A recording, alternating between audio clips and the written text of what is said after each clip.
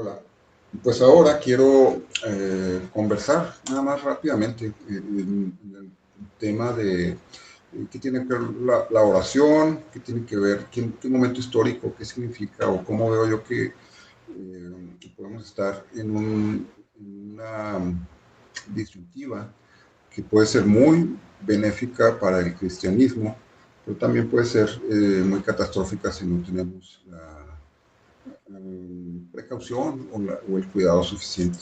¿Por qué benéfica? Eh, Cuando empieza la guerra de Ucrania, salen muchas personas de Ucrania hacia diferentes partes del mundo. Eh,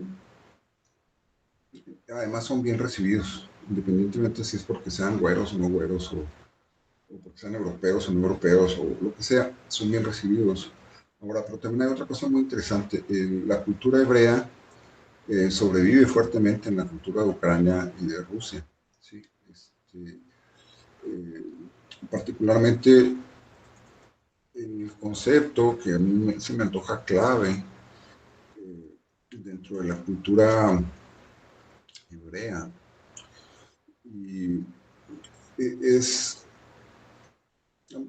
vamos, el cristianismo que yo heredé, el cristianismo cristiano evangélico pentecostal, eh, hay un concepto que está así como subyacente, que pues parte, creo yo, pues de hecho está en el Nuevo Testamento, ¿no? O sea, es la segregación. O sea, Jesucristo nos llama a ser hechos, a separarnos de lo que es el mundo. Pero dice Pablo eh, que nosotros no vamos a estar completamente abstractos de todo lo que, vamos, dice, no les pido que no se junten con ni los fornicarios, ni los ladrones, porque si no van a tener que salir del planeta. Les pido que no se junten con algún hermano que llamándose hermano, sea fornicario, sea maldiciente, sea, inclusive dice que sea avaro, ¿sí? Entonces, la separación que nos pide Cristo es una separación del pecado, no es una segregación de personas diferentes a nosotros. ¿Sí? Entonces, esa segregación, como les digo, yo veo que subyacentemente permanece en diferentes tradiciones cristianas, incluyendo la mía. ¿Y por qué lo digo? Simple y sencillamente porque ese concepto de yo soy mejor que tú, pues fue una parte fundamental de mi divorcio, ¿no? Entonces, eh, no lo estoy haciendo como una amargura que estoy expresando, de que me voy a latigar, sino simplemente detectar un concepto que está ahí. ¿Sí? Entonces, ¿por qué duró tanto? ¿Por qué no se había advertido antes? Eh, no sé, pero sí lo encuentro, por ejemplo, en el cristianismo católico. Otra vez, el cristianismo evangélico procede del cristianismo católico, que no me guste.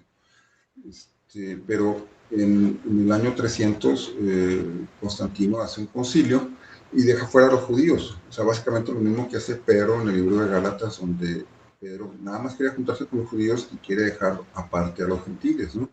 Entonces, Pablo le dice que lo reprende y le dice que eres de condenar, así le dice, si eres de condenar, eso no es correcto. Y dice Pablo, con Cristo estoy juntamente crucificado.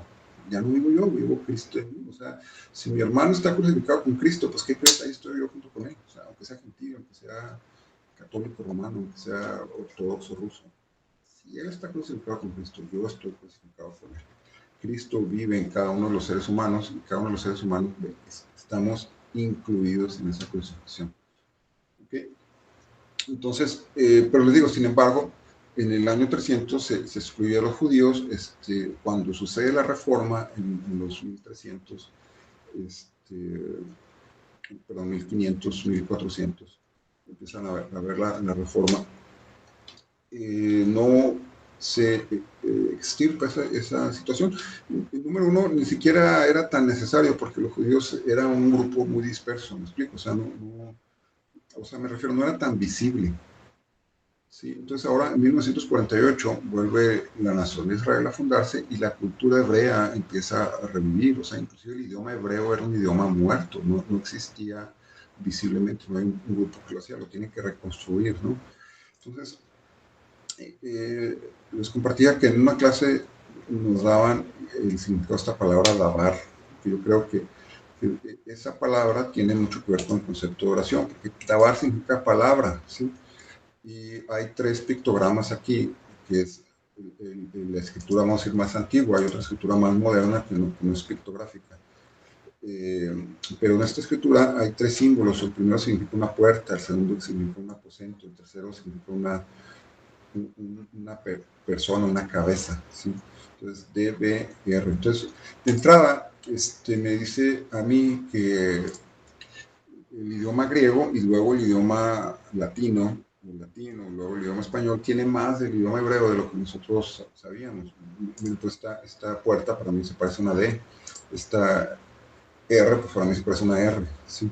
Ahora, pero tiene un significado dentro del contexto hebreo, cuando yo lo comparo a la invitación de la oración, cuando dice, más tú cuando oras, entra en tu aposento y cerrar la puerta, ora a tu Padre que está en secreto. Entonces, otra vez, aquí sí hay el concepto de la separación, ora a tu Padre que está en secreto. Dice, tu Padre que te ve en secreto te va a recompensar en público. Pero también, hermanos, hay una invitación hacia impactar la sociedad. Impactar la sociedad, impactar el público, hermanos. Dios quiere que usted brille en público a partir de su oración. ¿Sí? Dios no quiere segregarle aparte de los cristianos romanos, aparte de los cristianos ortodoxos, aparte de los cristianos reformados o pentecostales. Sí, pero quiere recompensarle. Entonces, yo veo aquí estos 3 elementos, la puerta, el aposento y la persona que está en secreto. ¿Sí?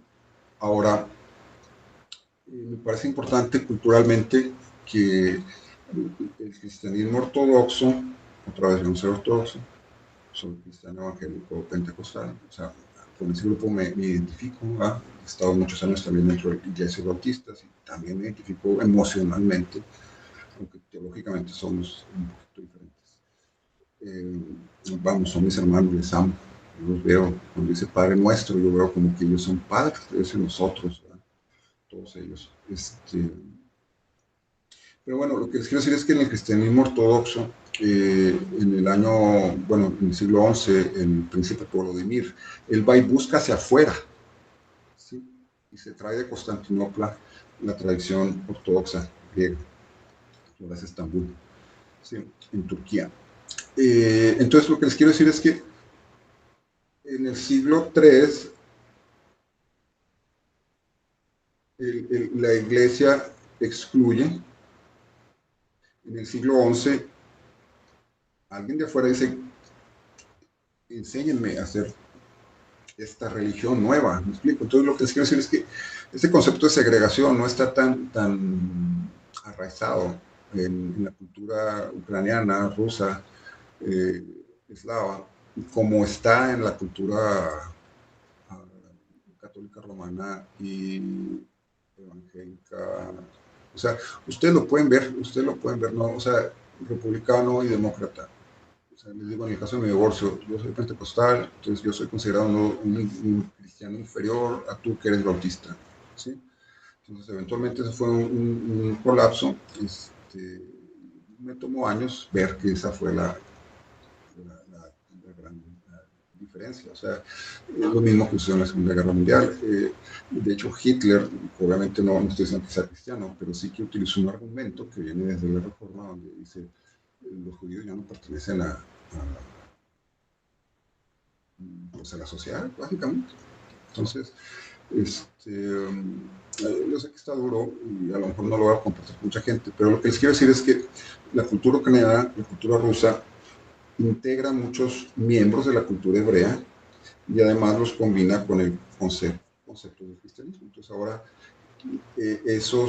esa gente que no tiene, aunque tú intentes segregar al judío, él sabe que él no es inferior, ¿me explico?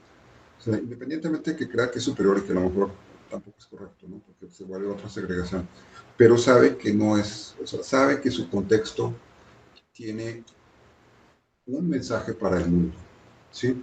Entonces, por ejemplo, estas cosas antes de 1948 no estaban accesibles ampliamente. Hoy no solamente tenemos esto, sino tenemos otras cosas, otras herramientas que no teníamos inclusive en 1993 cuando yo me convertí, ¿sí? Como son la, las diferentes traducciones, ¿no? Entonces, la otra parte es que las traducciones son un proceso creativo. O sea, cuando Dios nos invita a este lugar, al aposento, nos está invitando también a hablarnos, no nomás a que nosotros le hablemos. O sea, nos está invitando a traducir en medio de la cultura actual que vivimos lo que Él quiere que nosotros estemos orando, ¿verdad? Entonces, pues les digo, antes de la deportación a Babilonia, muchos años antes de Cristo, así se escribía. En el tiempo de Cristo, así se expresaba. ¿Sí? Hoy, ¿cómo vamos a expresarlo? Tenemos que expresarlo de una manera positiva. Hay un riesgo, miren, este mismo DBR, la puerta, el aposento y la cabeza, nos puede dar una palabra, si ponemos la, nos puede dar una plaga, si ponemos la ahí. Entonces, donde voy es que si tú te encierras con Dios, pero de alguna manera encontramos pecado, puede resultar en la muerte, ¿no? En el mismo aposento, el lugar santísimo, si el sacerdote entraba con pecado, salía muerto. ¿Sí? O sea, debemos tener cuidado de hacer la traducción correcta. Entonces, obviamente, pues es lo que sucedió en la Segunda Guerra Mundial. O sea, si, en vez de ser separados por santidad, fueron segregados por violencia. Entonces, hay una diferencia entre santidad y segregación. Entonces, lo que les quiero decir es que en el pueblo ucraniano, ahora que sale, de hecho, los pueblos europeos es de los pueblos donde hay más actividad del cristianismo. Hay un elemento que todavía no hablo con ustedes, pero es la presencia del Espíritu Santo, o sea, la respuesta de las oraciones. Se habla inclusive de misiles desapareciendo en el aire, en el campo de batalla.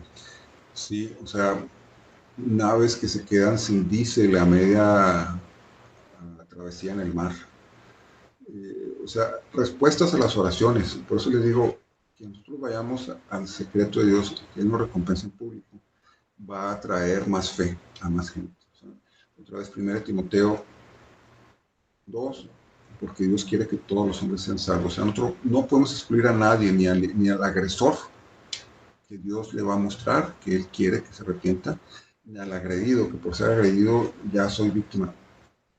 No, o sea, no podemos segregarnos entre víctimas y victimarios. Tenemos que dar palabra, no plaga. ¿Sale?